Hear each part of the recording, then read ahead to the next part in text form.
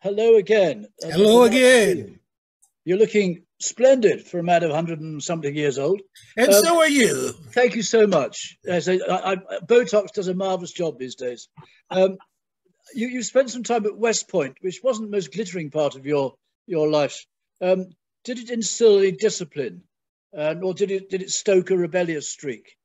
Did it instill any discipline in me? Yes. Well, Yes. discipline has never been my strong suit. I was very rambunctious and adventurous as a boy, and I suppose some would say I never grew up.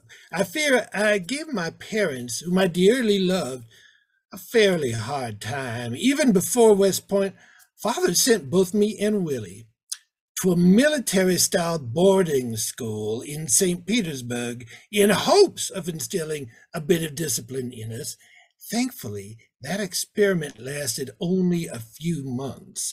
It was a miserable experience for the entire family, especially my mother and sister. And so when I then became bedridden with rheumatic fever, my father admitted defeat. I intended to do well at West Point, if for no other reason than to honor my father's memory. As you may know, he was one of the Academy's most famous graduates. But I could never resist the temptation to flout the rules, and I found it impossible to give full deference and obedience to authority.